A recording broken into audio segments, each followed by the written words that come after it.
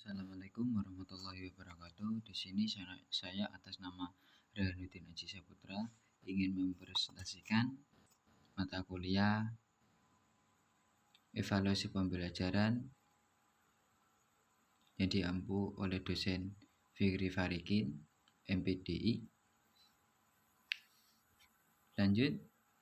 Dilanjut saja, yaitu yang pertama, hakikat evaluasi.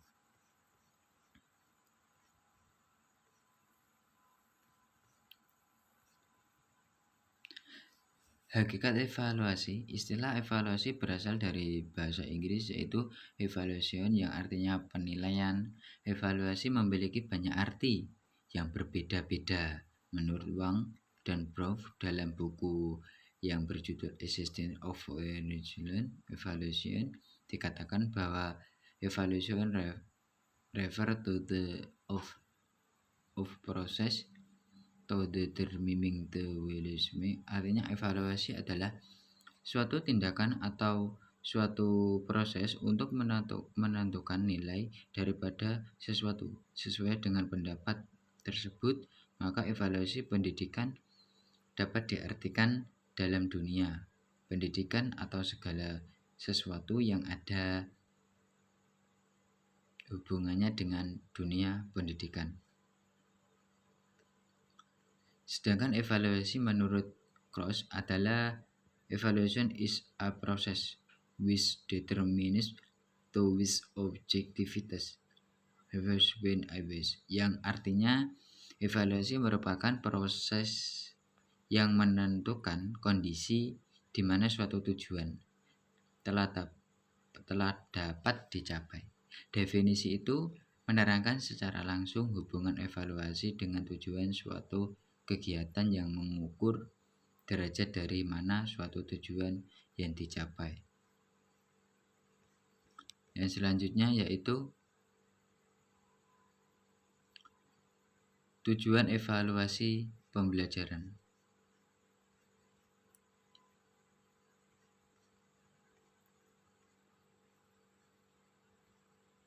Tujuan utama evaluasi pembelajaran yaitu dalam pendidikan adalah mendapatkan informasi yang akurat mengenai pencapaian tujuan instruksional oleh siswa sehingga dapat diupayakan tindak lanjutnya yang merupakan fungsi evaluasi.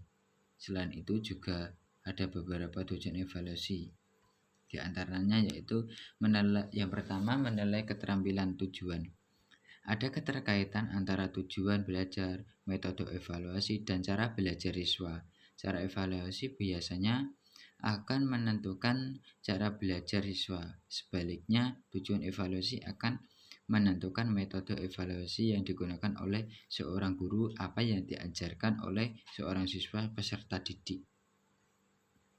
Yang kedua yaitu mengukur macam-macam aspek pelajaran yang bervariasi. Belajar dikategorikan sebagai kognitif, afektif, dan psikomotorik. Batasan tersebut umumnya dikaitkan sebagai pengetahuan, keterampilan, dan nilai-nilai. Semua tipe belajar sebaiknya dievaluasi dalam proporsi yang tepat. Jika guru menyatakan proporsi sama, maka siswa dapat menekankan dalam belajar dengan proporsi yang digunakan oleh seorang guru tersebut dalam mengevaluasi sehingga mereka dapat menyelesaikan dalam pembelajaran. Guru memilih sarana evaluasi pada umumnya sesuai dengan tipe tujuan. Proses ini menjadikan lebih mudah dilaksanakan oleh seorang guru untuk diajarkan oleh peserta didik. Jika seorang guru menyatakan tujuan dan merencanakan evaluasi secara berkaitan. Yang ketiga, memotivasi belajar siswa. Evaluasi juga harus dapat memotivasi belajar siswa. Guru harus menguasai bermacam-macam teknik memotivasi, tetapi masih sedikit di antara guru-guru yang mengetahui teknik motivasi yang berkaitan dengan evaluasi pembelajaran. Yang selanjutnya yaitu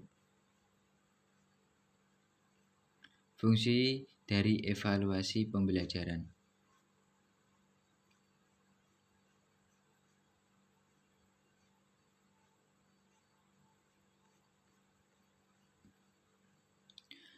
Fungsi dari evaluasi pembelajaran yaitu dengan mengetahui tujuan evaluasi ditinjau dari berbagai segi dalam sistem pendidikan, maka dengan cara lain dapat dikatakan bahwa fungsi evaluasi ada beberapa hal. Yang pertama, evaluasi berfungsi efek selektif.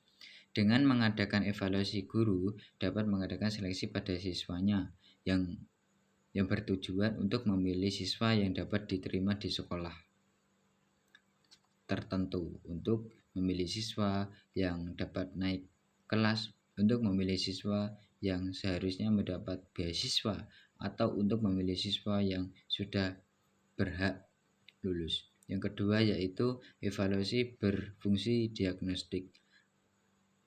Apabila alat yang digunakan dalam evaluasi pembelajaran cukup memenuhi persyaratan, maka dengan melihat hasilnya, guru akan dapat mengetahui kelemahan siswa dan sebab-sebab kelemahan siswa. Yang ketiga yaitu evaluasi berfungsi sebagai penempatan. Untuk dapat menentukan dengan pasti di kelompok mana seorang siswa harus ditempatkan, maka digunakanlah suatu kegiatan evaluasi. Sekelompok siswa yang mempunyai hasil evaluasi yang sama akan berada dalam kelompok yang sama dalam belajar.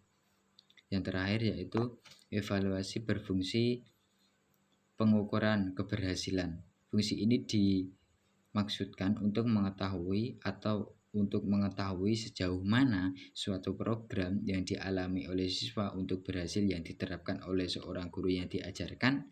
Keberhasilan program ditentukan oleh beberapa faktor-faktor, yaitu faktor guru, metode mengajar, atau kurikulum, sarana, dan sistem kurikulum. Yang selanjutnya yaitu evaluasi dalam bidang pendidikan dan pengajaran mempunyai berbagai fungsi, yaitu yang pertama, alat untuk mengetahui tercapai atau tidaknya tujuan instruksional. Dengan adanya evaluasi, kita dapat mengetahui apakah tujuan instruksional kita sudah tercapai atau belum. Kalau belum, dicari faktor penghambat tercapainya tujuan tersebut, kemudian dicari jalan keluar untuk mengatasinya.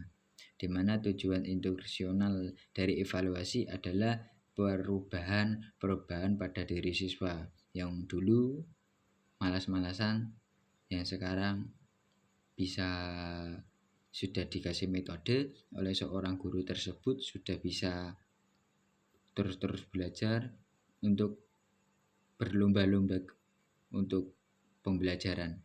Yang kedua yaitu umpan balik. Bagi perbaikan proses belajar mengajar, perbaikan mungkin dilakukan dengan hal tujuan instruksional, kegiatan belajar siswa, strategi mengajar guru, dan lain-lain yang biasanya berpengaruh terhadap hasil belajar siswa. Itu saja yang bisa saya sampaikan, yang bisa saya presentasikan. Kurang lebihnya kami mohon maaf yang sebesar-besarnya. Ihdinas siratal mustaqim. Wassalamualaikum warahmatullahi wabarakatuh.